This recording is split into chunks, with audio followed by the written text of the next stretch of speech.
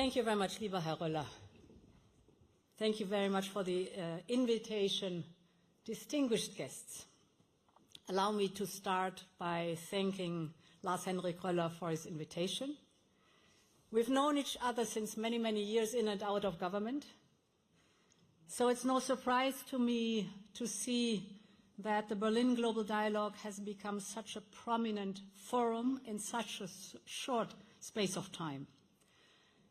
At the time when we were working together, you were already grasping some of the big questions for the global economy and our own growth models, the impact of globalization and trade liberalization, the future of trade and new technologies. These were all topics that you were really working hard on it.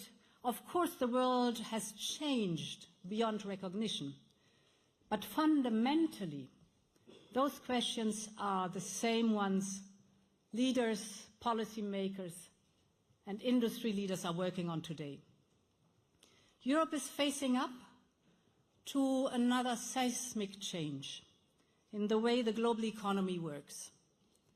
We may be approaching a shift in the international order, one increasingly defined by power, whether economic, technological, or military, a world of imperial ambitions and hostile actors, a world of transaction and zero-sum games, a world in which the global economy as we know it is giving way to a permanent state of flux.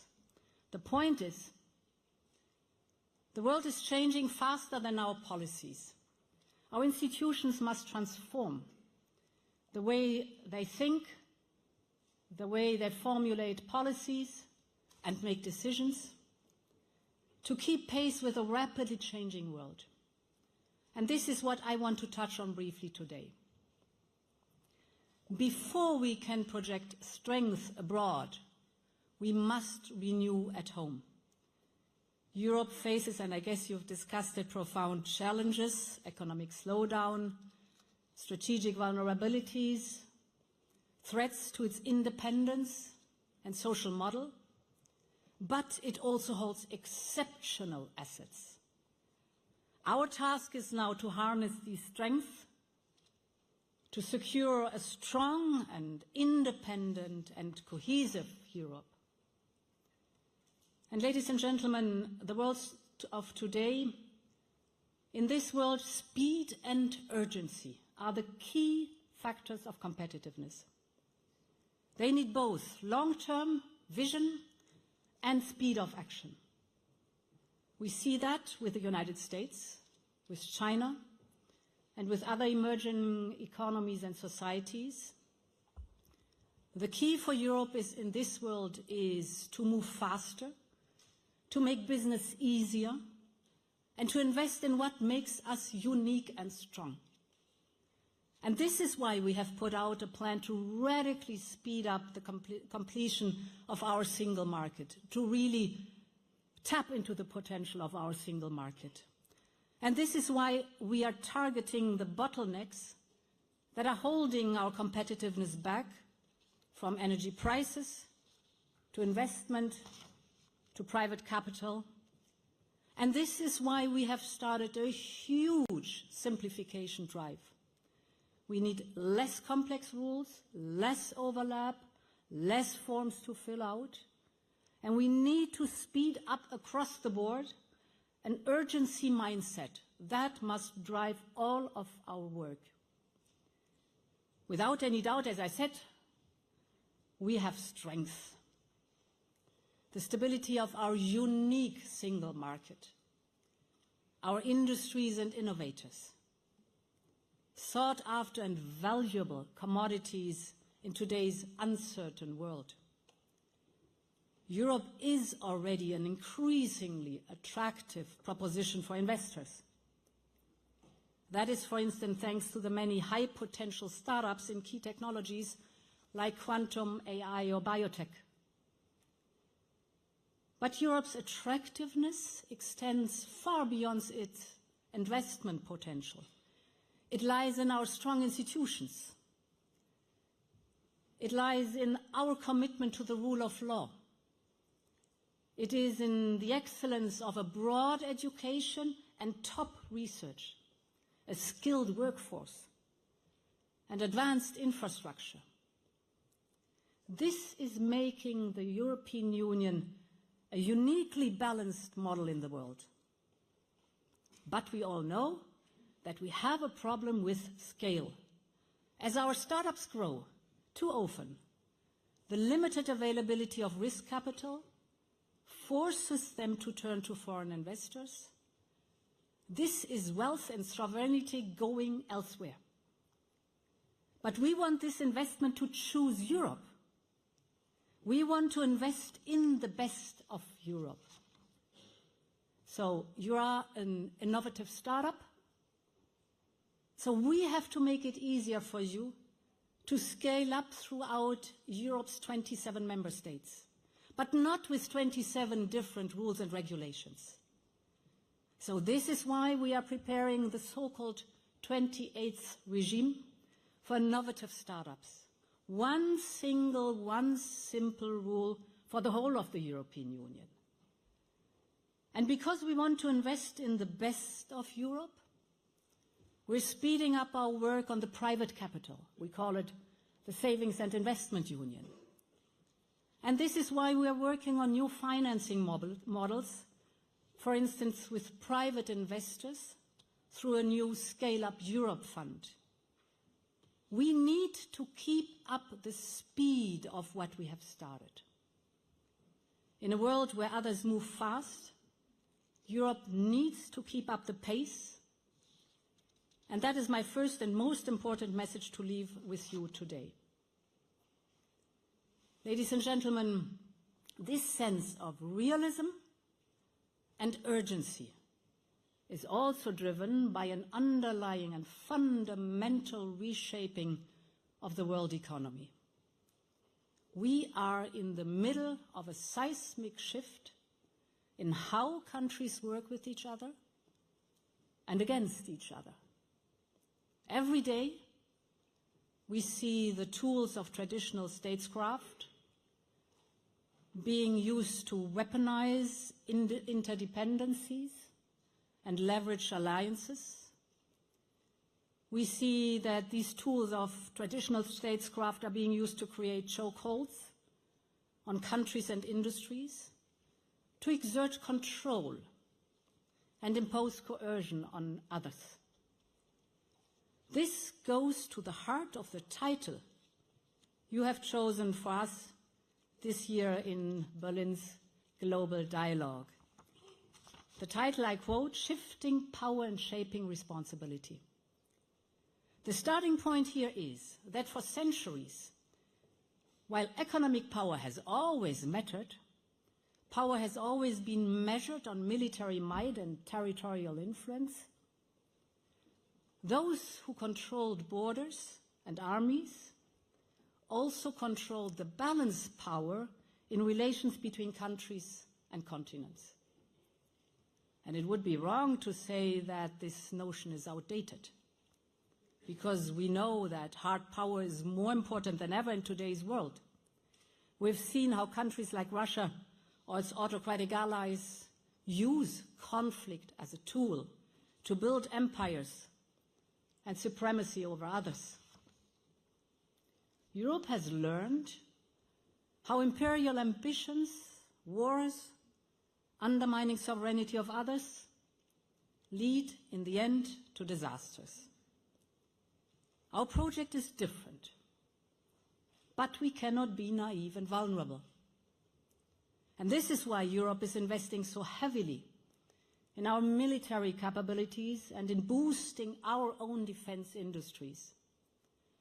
We will unlock up to 800 billion euros in defense spending until 2030 that focus on deterrence and peace through strength is more important than ever.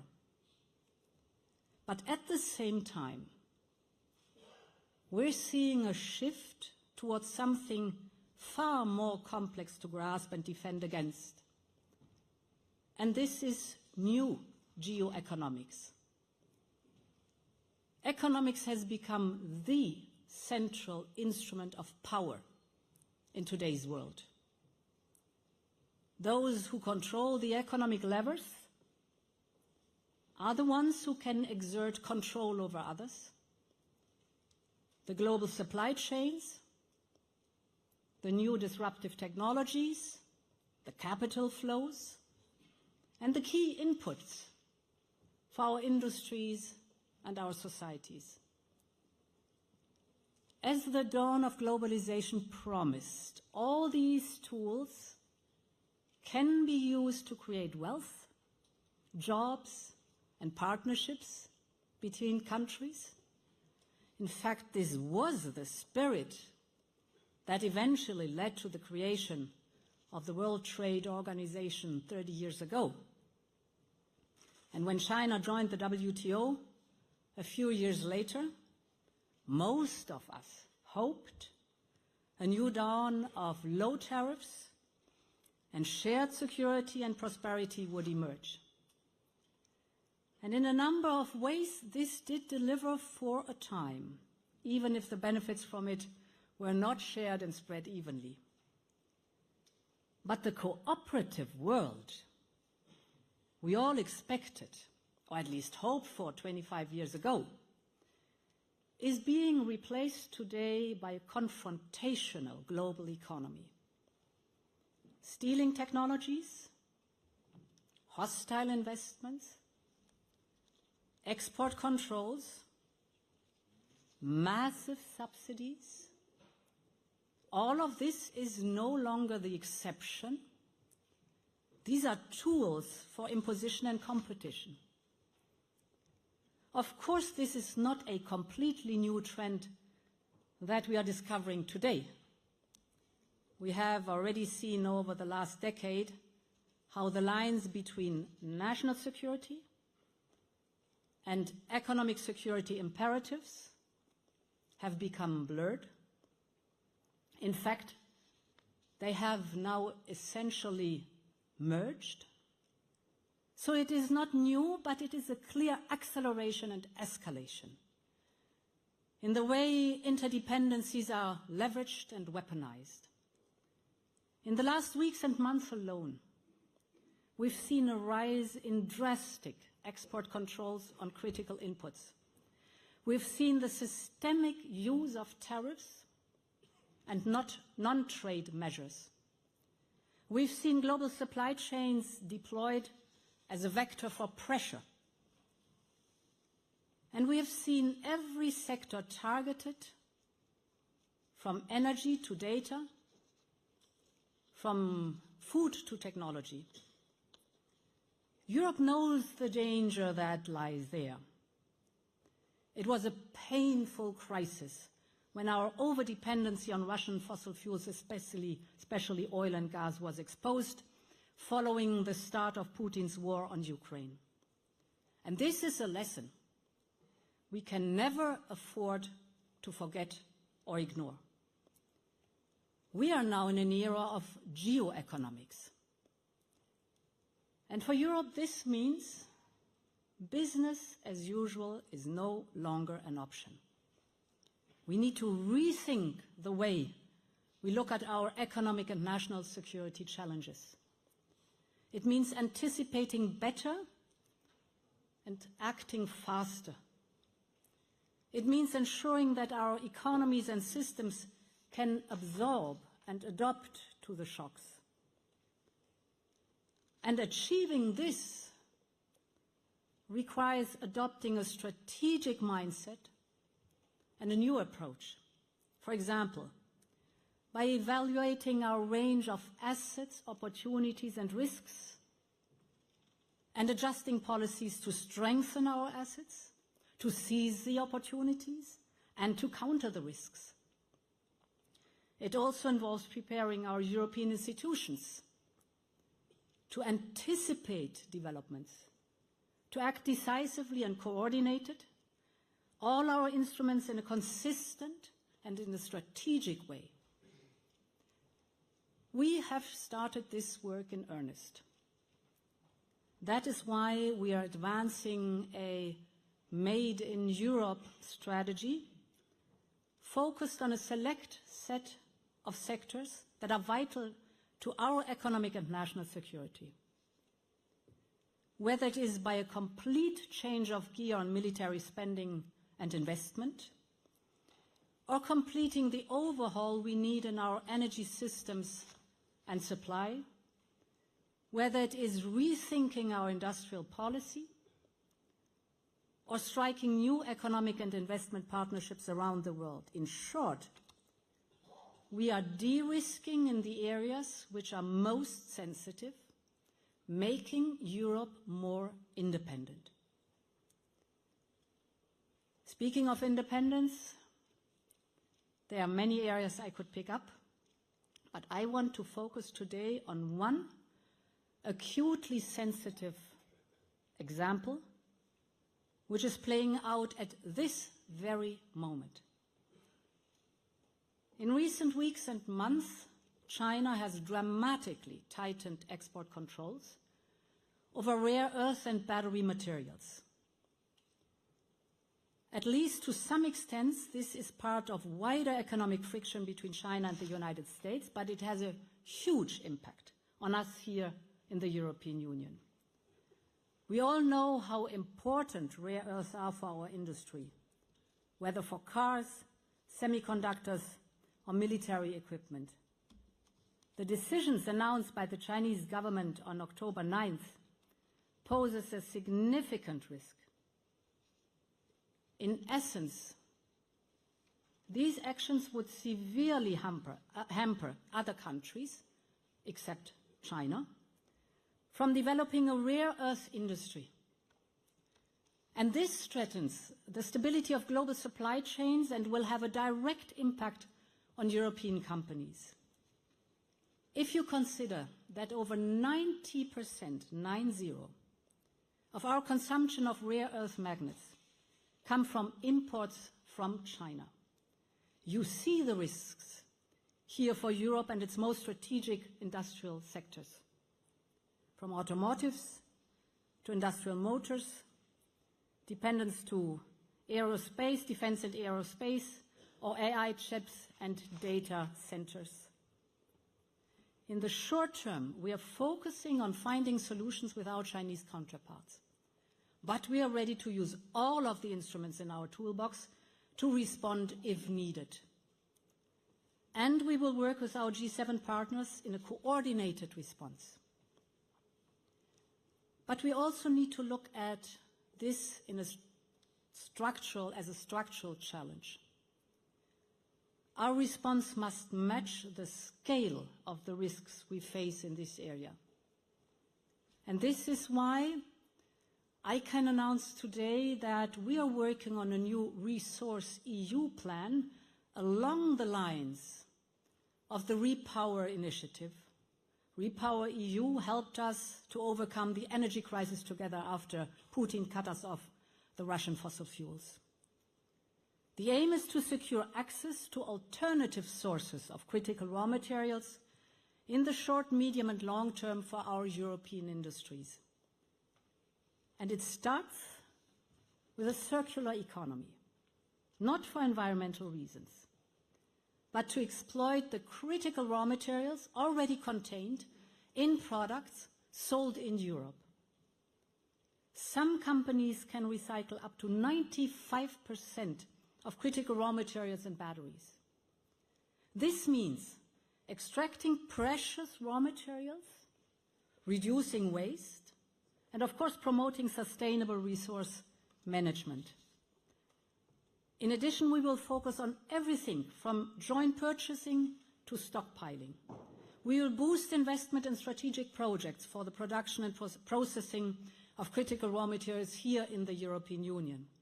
We'll speed up work on critical raw materials partnerships with countries like Ukraine and Australia, Canada, Kazakhstan, Uzbekistan, Chile, and Greenland. And we will invest in projects that Europe can benefit from around the world through Global Gateway. Global Gateway is in our interest but also in the joint interest of our partners and our common global goods. I know this marks a departure from Europe's traditional caution, but the world we face today rewards speed, not hesitation, because today's world is unforgiving. And the global economy is completely different than it was even a few years ago. Europe cannot do things the same way anymore. We learned this lesson painfully with energy. We will not repeat it with critical materials. So it's time to speed up and take the action that is needed. Whether on energy or raw materials, defense or digital, Europe has to strive for its independence, and this is our moment to do it. Ladies and gentlemen, the picture I've painted today is bleak, and it is the speed of fragmentation of the global economy that should set alarm bells ringing. But Europe has a plan, and it is seen as a reliable and attractive economic opportunity for partners the world over. And in an era of geo-economic instability, the European Union's offer to the world stands out. In the last year, we've reached new trade deals with Mercosur, Mexico, Indonesia, and Switzerland. We're in talks with India and want to conclude before the end of this year. We're advancing with the Philippines, Thailand, Malaysia, and the United Arab Emirates, and more. These new partnerships will open up rising markets, boost economic security, and avoid choke points in our supply chains. And the point here is that Europe must use its geo-economic weight to its advantage and for pursuing its own interests.